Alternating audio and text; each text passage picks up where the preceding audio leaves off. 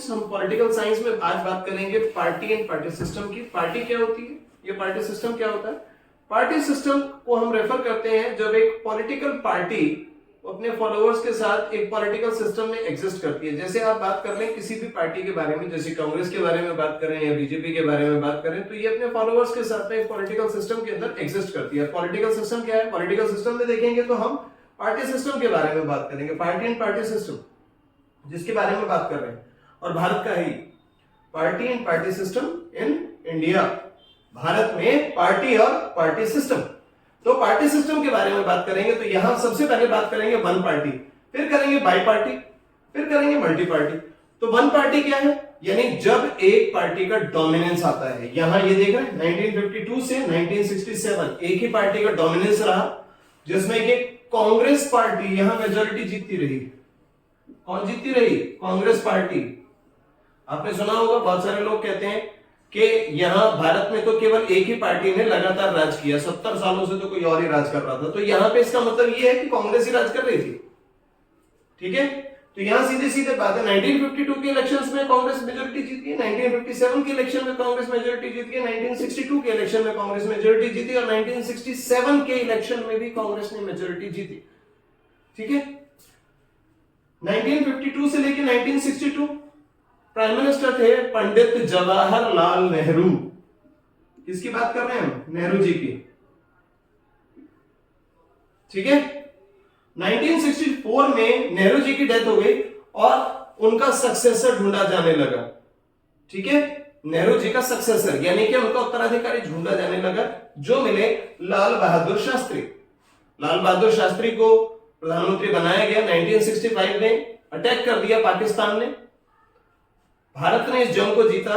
शास्त्री जी ने अपना बड़ा फेमस नारा दिया जिसका नाम था जय जवान जय किसान। अब शास्त्री जी इस जंग को जीत गए और दोनों के बीच समझौता हुआ ताशकंद में। उस टाइम के यूएसएसआर का हिस्सा था, तो ताशकंद में समझौता हुआ। ताशकंद समझौता दोनों के बीच हुआ, यह जनवरी 1966 में था।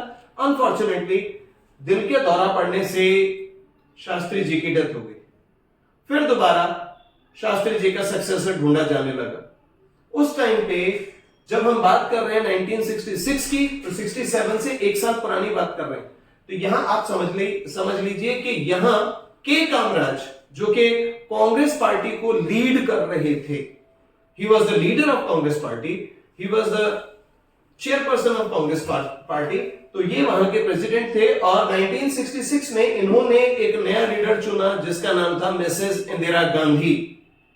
मिसेस इंदिरा गांधी जो जवाहरलाल नेहरू की बेटी थी और कांग्रेस की बहुत पुरानी कार्यकर्ता थी। इनको क्यों चुना गया? क्योंकि के कामराज खुद इस बात को जानते थे कि ये बोलती तो है नहीं और जो नहीं बोलता है वही मेरे काम का है।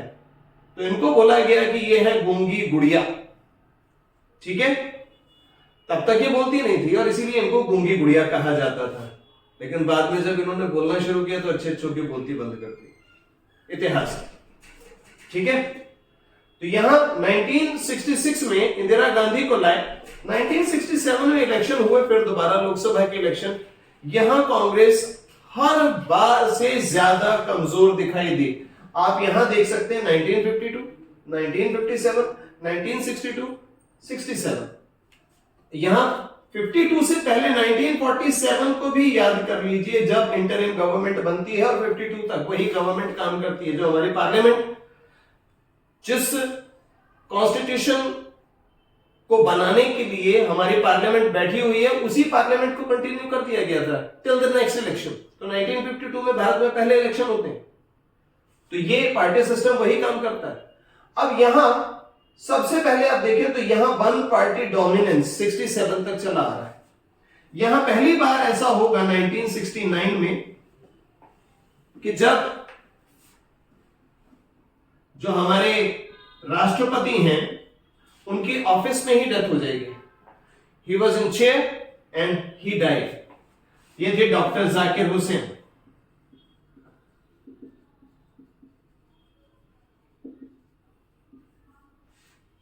कौन थे ये? डॉक्टर जाकिर हुसैन। डॉक्टर जाकिर हुसैन के डेप्यूटी हैं वीवी गिरी।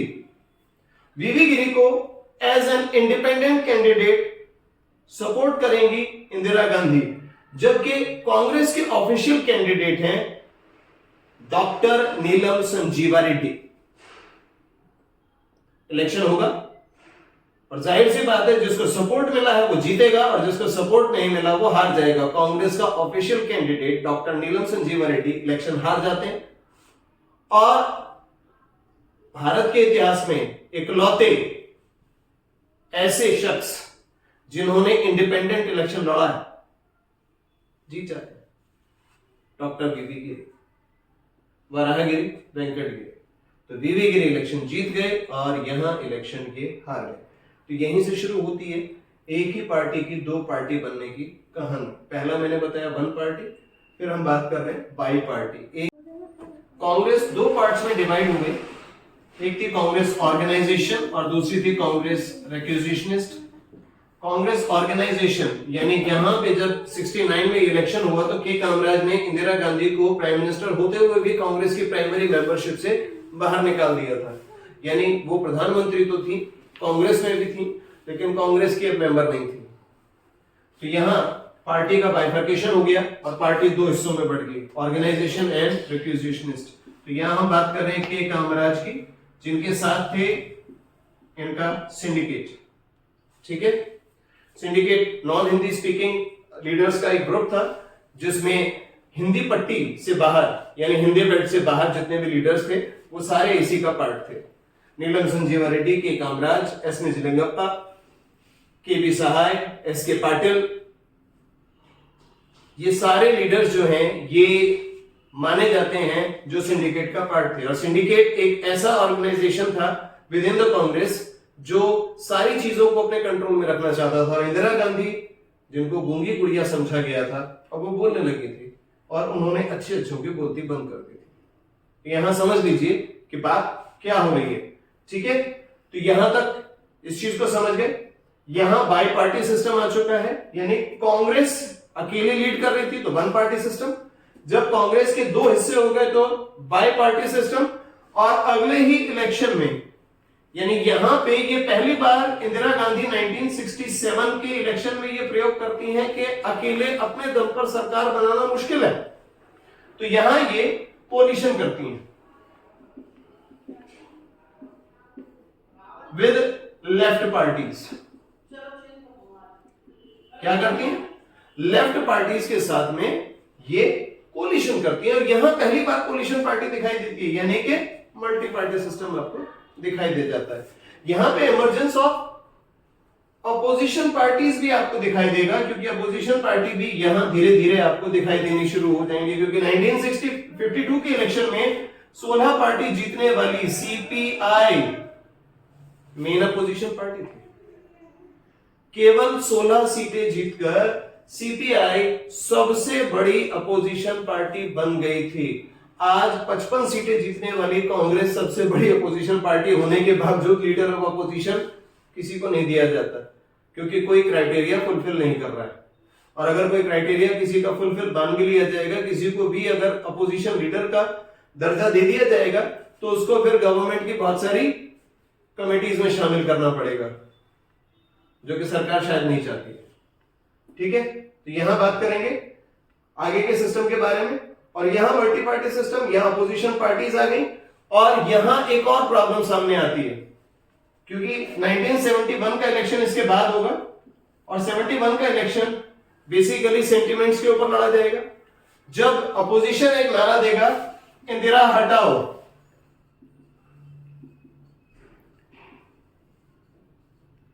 यानी इंदिरा गांधी को हटा दीजिए, रिमूव इंदिरा गांधी, और यहां इंदिरा गांधी नारा देंगी गरीबी हटाओ।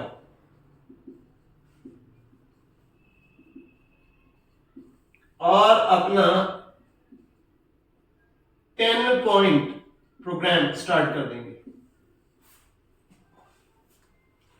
10 सूत्री कार्यक्रम जिसको हम कहते हैं वो स्टार्ट कर देंगे, जिसमें प्रीवी पर्स का एंड बैंकों का नेशनलाइजेशन, एलआईसी जैसी कंपनी यानी इंश्योरेंस कंपनी का नेशनलाइजेशन और भी बहुत सारे कदम इसी दौर में उठाए जाएंगे, जिसके बाद इंदिरा गांधी अपने आप में बहुत बड़ी लीडर जिनका मास अपील सबसे ज्यादा है वो बन के उभरेंगे। ठीक है, तो यहां तक इस चीज को हम समझ गए हैं। आगे हम और ज्यादा इस चीज को समझने की कोशिश करते हैं कि किस तरीके से 1971 के इलेक्शन के बाद डिफेक्शन एक बहुत बड़ा मुद्दा उभर के सामने आएगा। पहले हम समझते हैं कि डिफेक्शन होता क्या है। पार्टी सिस्टम आप समझे, कांग्रेस का डोमिनेंस आप समझे, और इंदिरा गांधी को किस तरीके से कांग्रेस में साइडलाइन करने की कोशिश की गई वो भी आप समझ गए। तो सबसे पहले हम बात करेंगे अभी डिफेक्शन की। किसके बारे में बात करेंगे? डिफेक्शन। डिफेक्शन होता क्या है पहले तो ये समझ लीजिए। जब कोई व्यक्ति एक पार्टी के सिंबल से चुनाव लड़े और जीत जाए, आपने किसी भी सिंबल से चुनाव लड़ा, XYZ पेन के सिंबल से चुनाव लड़ लिया और आप जीत गए, लेकिन आप चाहते हैं कि दूसरी पार्टी आपको क्या कर रही है? मंत्री पद दे रही है, चीफ मिनिस्टर बना रही है, या कोई दूसरा प्रलोभन दे रही है, और पार्टी कहती है जी आप हमारी साइड में आ जाएं, तो ये होता है डिफेक्शन। जीते आप पेन वाली पार्टी से हैं, चले गए आप किताब वाली पार्टी की तरफ, बुक वाली पार्टी की तरफ। एक हाइपोथेटिकल एग्जांपल है, यानी आप एक पार्टी से जीते, चलिए दूसरी पार्टी में गए, पार्टी ए से जीतकर आप डिफेक्शन कर गए बी पार्टी में। This is called defection. इसको बचाने के लिए एंटी डिफेक्शन लॉ लाया गया। एंटी डिफेक्शन लॉ में क्या था? अगर आपको ए पार्टी से बी पार्टी में जाना है तो पहले आपको अपने सदन के सदस्यता से इस्तीफा देना पड़ेगा, तब बी पार्टी के सिंबल से आप चुनाव लड़िए और जीतिए, जाके बैठ जाइए बी पार्टी में, कोई दिक्कत नहीं है, बिना सदस्यता के आप जा सकते हैं। लेकिन इसमें अमेंडमेंट किया गया। अमेंडमेंट यह था कि अगर 15% लोग चुने हुए, बहुत कमाल की बात, 100 में से 15 लोग, समझ रहे हैं, 100 में से 15 लोग अगर अपनी नई पार्टी बना दें तो इसके ऊपर एंटी डिफेक्शन लॉ लागू नहीं होता। क्या नहीं होता? एंटी डिफेक्शन लॉ इनके ऊपर लागू नहीं होता। अकेला करे तो एंटी डिफेक्शन लॉ लागू होगा, ग्रुप के साथ करे तो नहीं होगा। स्थिति विचित्र है, लेकिन सत्य यही है।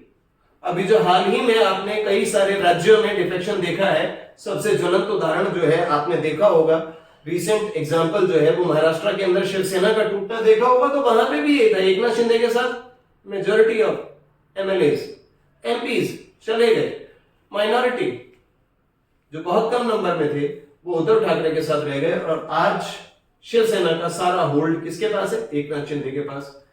बाला साहब ठाकरे के सामने जमाने में जो व्यक्ति सिर्फ ऑटो चलाता था, आज वो एक प्राइवेट जेट का मालिक है, सीएम भी है महाराष्ट्र के, और बीजेपी के साथ कोलिशन में ही सीएम है।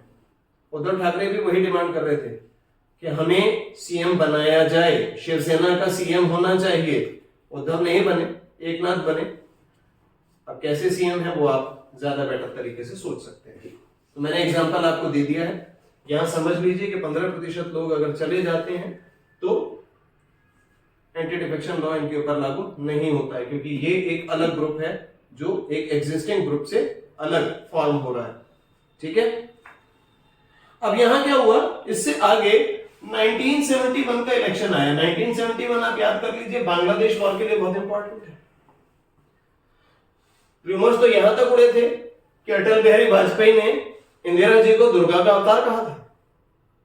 रूमर्स है, सच्चाई कितनी है आप खुद पता लगाइए, क्योंकि मुझे एक भी एविडेंस ऐसा नहीं मिला जहां पे अटल बिहारी वाजपेयी इस बात को कहते हो कि इंदिरा जी दुर्गा का अवतार है। लोग कहते जरूर है। ठीक है, यहां कांग्रेस ने कम्युनिस्ट पार्टीज के साथ में और डीएमके के साथ में मिलकर एक कोलिशन बनाने की कोशिश की 1971 में, और इंदिरा गांधी मेजोरिटी जीत गई। इंदिरा गांधी का ऑरा बहुत जबरदस्त था उस टाइम पे, इलेक्शन वो जीत गई। लेकिन 1975 आते आते स्थिति फिर पलट गई। रायबरेली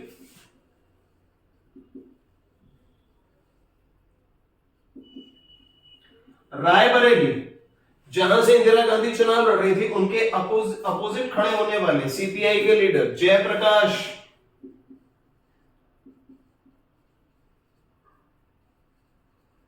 नारायण, सॉरी जयप्रकाश नहीं थे, यहां थे राज नारायण, उनके खिलाफ मामला दर्ज कराया। कौन थे? राज नारायण, जिन्होंने मामला दर्ज कराया कि इन्होंने सरकारी मशीनरी का दुरुपयोग किया है। और जस्टिस जगमोहन लाल सिन्हा,